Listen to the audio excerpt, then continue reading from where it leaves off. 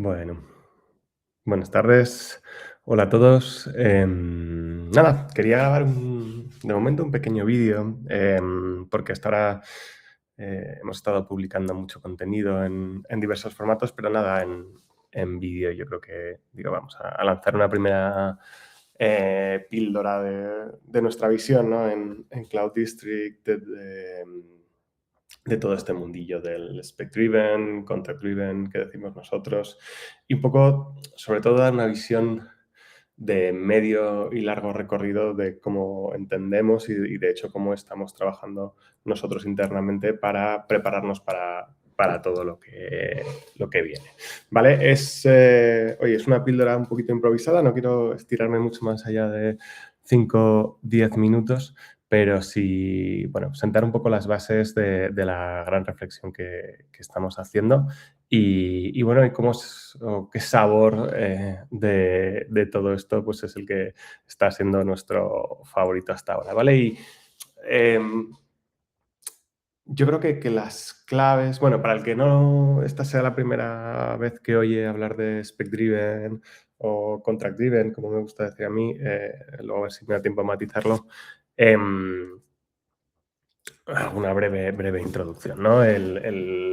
Llevamos ya 2 años más o menos en el que el prompting asaltó el código fuente y todos los equipos de desarrollo en mayor o menor medida y con más o menos complejidad empezaron a utilizar LLMs, LLMs para potenciar sus capacidades de desarrollo. Lógicamente, en 2 años ha cambiado mucho. Lo que al principio era, oye, ayúdame a debuguear este error o dame una sugerencia para una clase, una función o un refactor, bueno, pues ha ido evolucionando y hoy básicamente con un prompt puedes construir un software entero.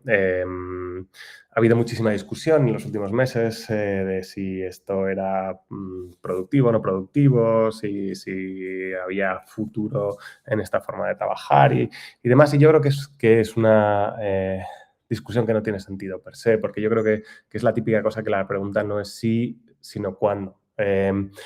Y además, creo que hay todavía una parte importante de este ecosistema que no ha testado suficiente las capacidades actuales y se están haciendo muchas conjeturas sobre hasta dónde puede llegar sin haber metido las manos en la masa. Mi visión, y no voy a entrar mucho aquí porque quiero avanzar hacia la chicha, es que efectivamente, claro que es código real, productivo y en la mayor parte de los casos ya hoy, 21 de enero del 26, es un código mucho mejor que el que tiro yo, que llevo 30 años programando. Otra cosa, y ahí es donde entra la complejidad, es que el proceso de prompting como un refinamiento progresivo tiene los pies un poquito cortos. Si yo pretendo desarrollar un software corporativo a base de chatear con una chat, valga la redundancia, no, eso sí que no escala, no es profesional, no escala, no genera un conocimiento y te acaba metiendo en espirales de las que es muy difícil salir. Cualquiera que haya intentado construir algo grande y se haya tirado 3 días prompteando, pues bueno, me imagino que habrá llegado a conclusiones similares. Con lo cual, la reflexión hacia atrás nos obliga a saltar a este mundo del context engineering y empezar a trabajar en una visión más ingenieril del proceso de desarrollo con LLMs.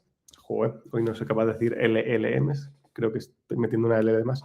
Bueno, en cualquier caso, es imposible abordar sistemáticamente proyectos, es muy difícil colaborar porque un prompt cambia tanto la base de código que realmente si tengo 2, 3 o 4 ingenieros trabajando en paralelo, luego el código resultante es muy complejo de mergear, es un gran esfuerzo realmente o totalmente imposible.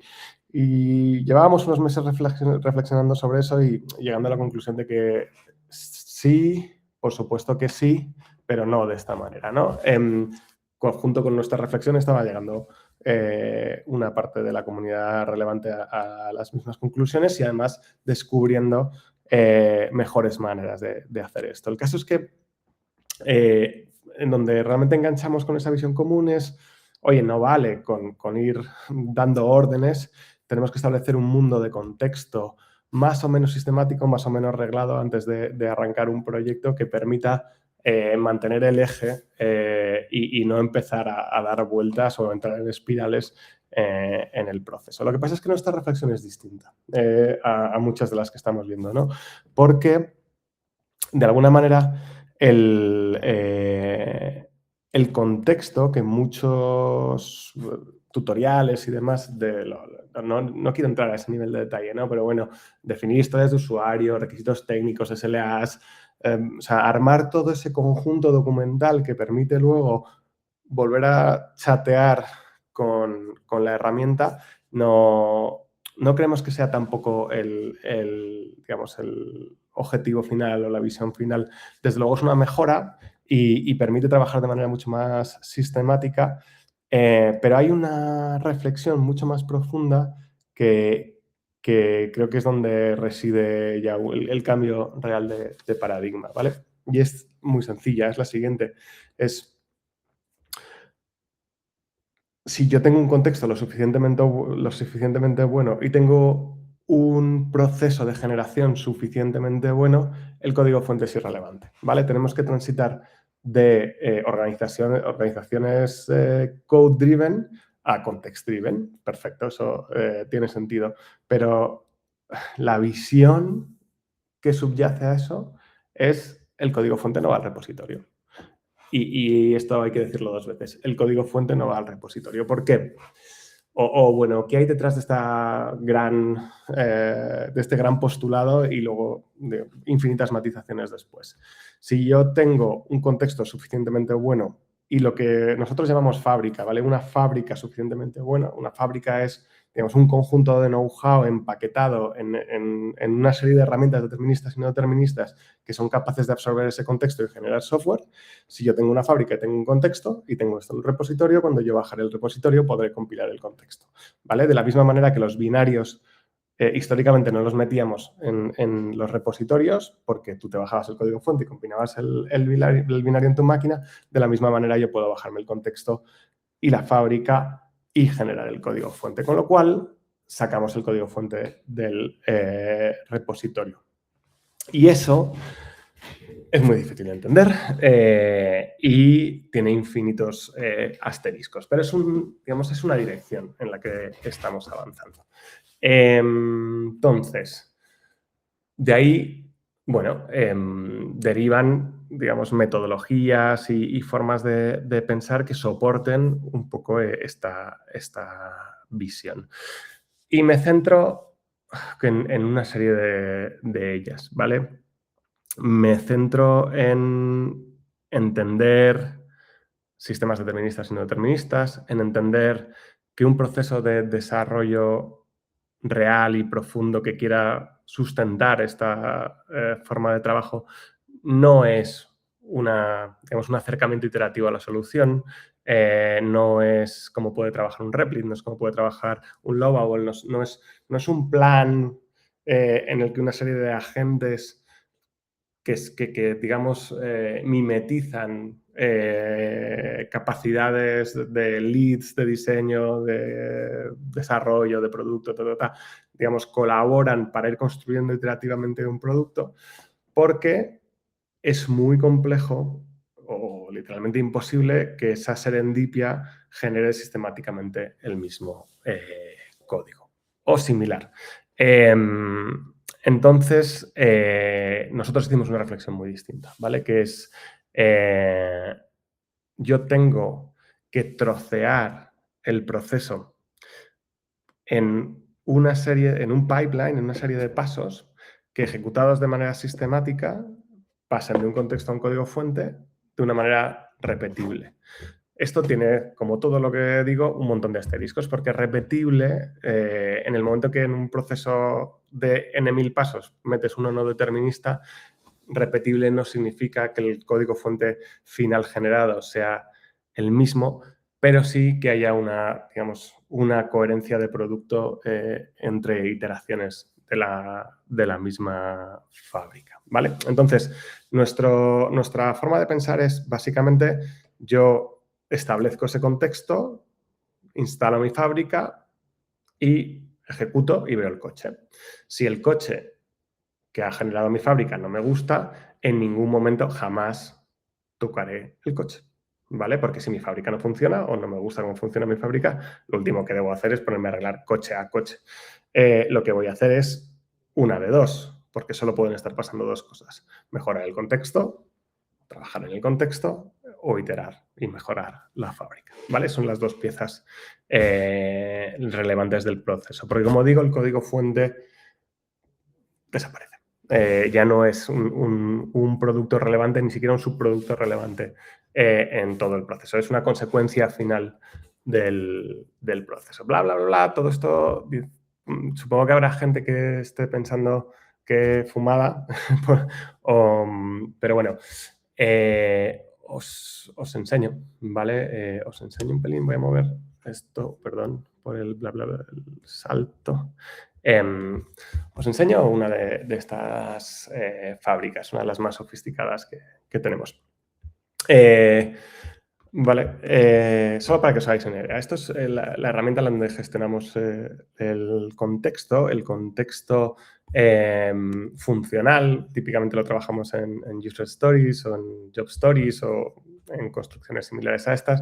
La diferencia, o sea, trabajamos siempre con formatos muy reglados, ¿vale? Que aunque sean humanamente legibles, realmente tienen una representación en formatos técnicos, típicamente JSON, porque, y ahora lo hablaremos, una de las claves de la ejecución del pipeline es que cada unidad del pipeline es sistemática, tiene un input, tiene un output, ambos son determinísticamente validables y en el centro yo puedo tener una pieza generadora determinista o no determinista, ¿vale? En función de la naturaleza del paso. Aquí os enseño un pipeline que nos está dando buen resultado, pero es necesariamente es uno, ¿vale? No hay que obsesionarse con la fábrica porque tenemos la visión de que cada proyecto necesita una fábrica distinta y así estamos trabajando. User Stories, bueno, luego entraré en esto y, bueno, guías de diseño, propósito, o sea, marca, estilo, tono de voz, infinitos ejemplos, copies, microcopies, macrocopies,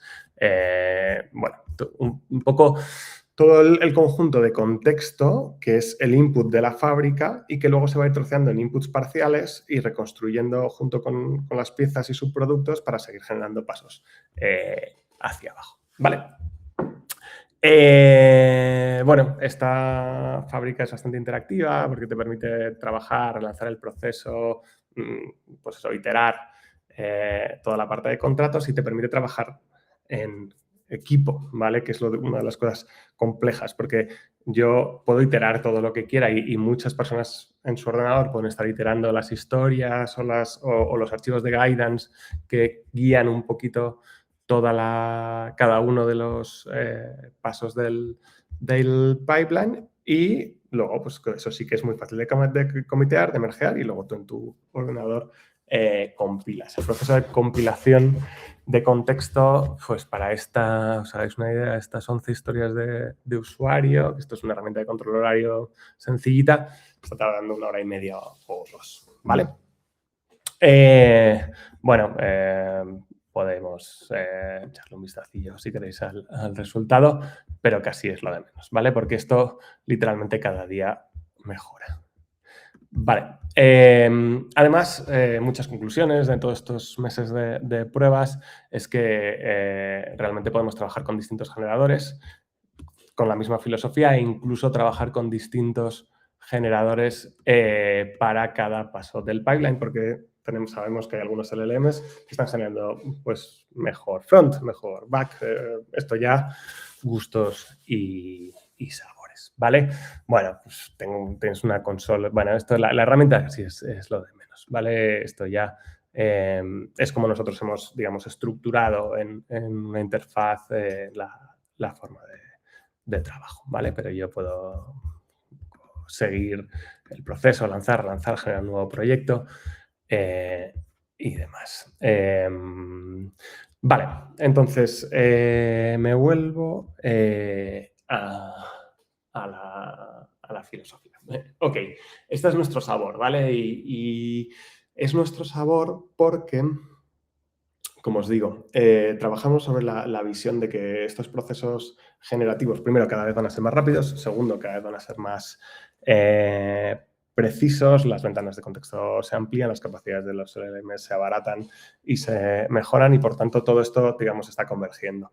Y está convergiendo hacia un punto que digamos, nos permitirá construir un proyecto grande o todo lo grande que queramos en tiempo cero, ¿no? Nosotros a eso le llamamos, bueno, da igual, le llamamos la asíntota, pero básicamente es el día donde un contexto se compila completo a software en tiempo cero, en segundos, e incluso creemos que hay un post a ese momento en el que realmente ya no hace falta compilar a código, ¿vale? Si tú, digamos, un contexto suficientemente bien armado se puede ejecutar en tiempo real.